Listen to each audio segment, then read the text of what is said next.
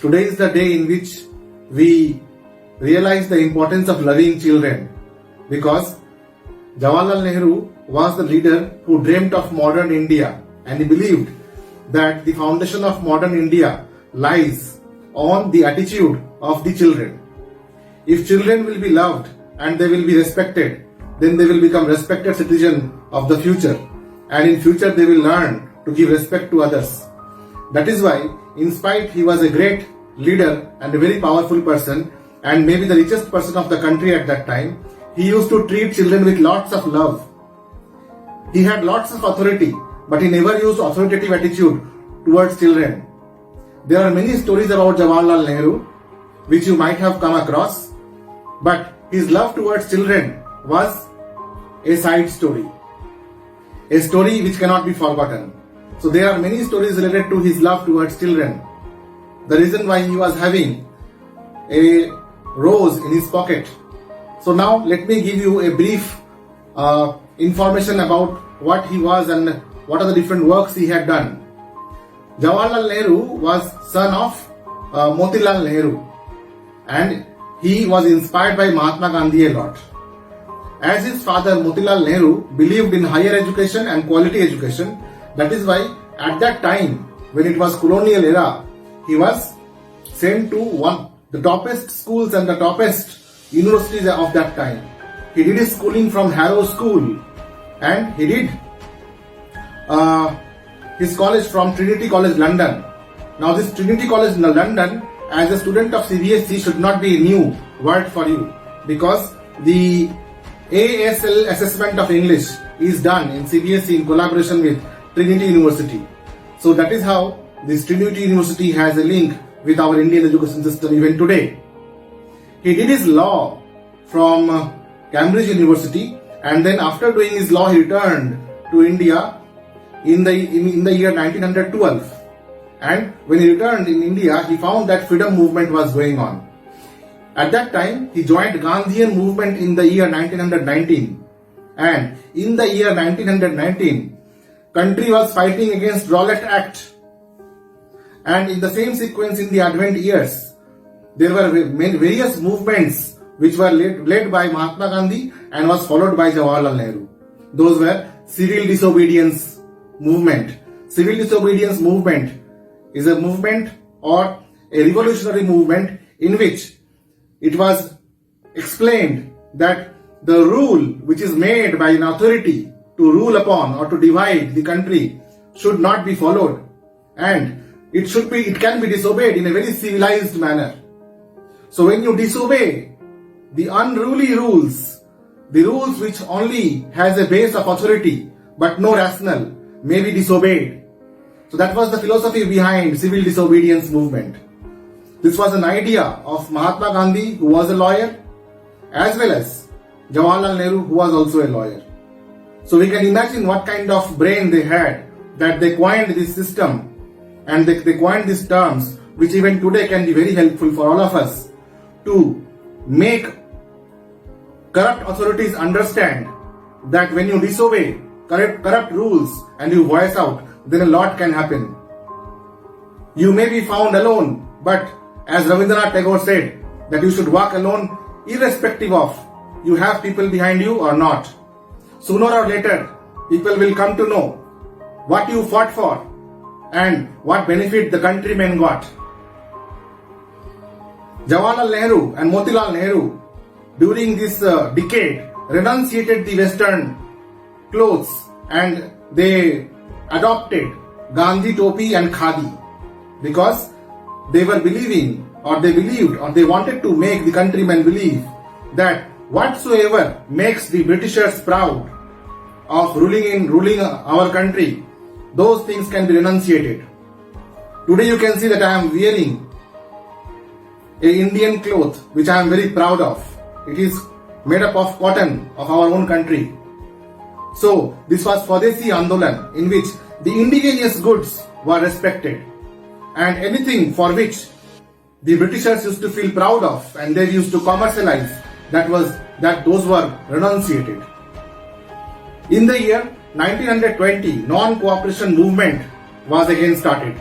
Non-cooperation movement was the movement in which whatsoever unruly or irrational rules will be imposed, the countrymen would not cooperate with that. So that was the philosophy or the baseline of the non-cooperation movement.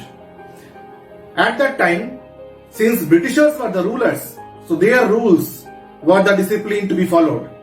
And at that time, since this rule of obeying the Black Act, the Rowlatt Act, the Salt Act, all these acts were disobeyed, that is why Jawaharlal Nehru was arrested. But he was again relieved because rationale, that means proper logic, cannot be denied. Sooner or later it has to be accepted. Howsoever powerful someone is or the ruling power is. So if you are rational, if your walk, talk and conduct has logic, then it has to be understood sooner or later. But it has to be done in a very civilized manner to a large extent. Many a times the civil methods does not work. At that time, the extremist group of our country also supported, because when civil methods does not work, at that time extreme methods do work, because the opposition has to be strong to fight against corruption. Jawaharlal Nehru was considered to be the head of the political party at that time named as Congress, and he also helped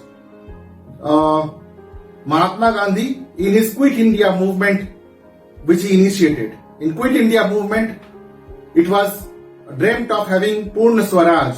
That means the country will be completely free of any rules. There will be no dominion status. There will be no half rule of the British and the half rule of the countrymen. Because moment the administrative power is not decentralized and is not owned by the own countrymen, there starts influences and corruptions. At that time there were many Indians, those who were the servants in the British East India Company and in the British government at that time. So how can that be possible? That if we get dominion status, that means partial independence, we will have the true independence then? At that time, the term which was coined was Purna Swaraj. So, in the Purna Swaraj, the countrymen demanded by the mouth of the leaders like Jawaharlal Nehru and Mahatma Gandhi that the country should be completely free and there should be one prime minister of the country. Gandhiji agreed for Jawaharlal Nehru to become the prime minister of the country, and he became so. Jawaharlal Nehru, during his tenure in jail, wrote many different books like Discovery of India, World History, and his own biography. Alright. And then he used to write letter to his daughter, Indira Gandhi, Mrs. Indira Gandhi. He used to write letters to her, and those letters are also read in our Indian curriculum. So on 26th January in the same decade, first time the Indian flag was hoisted near the Ravi river by Pandit Jawaharlal Nehru. Pandit Jawaharlal Nehru started the concept of peace and solidarity. Peace means there should be world peace, there should not be any war, and solidarity. People of the world should be together for good reason, not for any corrupt reason, not for any business, not for money making, not for poaching, not for looting any country, but there should be proper solidarity, proper international relations between the countries. So all these modern methods of international governance were pronounced by Jawaharlal Nehru, and that is why he is known to be one of the builders of modern India what we have today. Since we are in the age of social media and electronic media, there are various other informations which you get about Jawaharlal Nehru which may contradict my big words which I am using for him. But believe you me, children, your system as a child and your environment as a child is different. But when it comes to the position of a leader has to deal with good and the bad and even the worst. At that time, a leader has to have multifaceted nature. Every coin has two sides, but leaders have various layers of these two sides. They are just like a polygonal dice. and they have various methods to confront and to work upon various situations. So, as a child or as a children or as children, wherever, whatever you are, you should have a different outlook towards his leadership. Moment you reach somewhere near to his level, then you may think of analyzing his leadership qualities. As of now, on Children's Day, I request you all to read his biography, the books written by him, Discovery of India and World History, wherein you will come to know that the freedom which we have got today is not so easy, and hence the fervor of independence and the importance of democracy, the importance of personal rights, the importance of human rights, the importance of fundamental rights that should be realized, and we should not allow anyone to play with that at all. Have faith in the government of India, have faith in the Constitution of India, and if anything goes wrong, never be afraid to voice out. This is my message on Children's Day for the children. Have a great Diwali and also take lesson from the story of Rama and Ravana. Today, Diwali is celebrated because Rama won the war or the battle against Ravana, and it is considered to be an eventual symbolic incidents in the mythology of India, that today the goodness had won against the bad. So that is why we celebrate Diwali. So today on Children's Day, I give lots of love to you all, and I urge that do read the biography of these big leaders, because very soon in the walks of life, out of the confined wall of the safe school and colleges, you will find that the real life will be much different. You will need to apply political strategies and strategic politics too. So, the methods applied by these great leaders and the struggle faced by them will motivate you always to stand alone and to stand straight and erect, whatsoever the condition may be. Jai Hind. Happy Children's Day.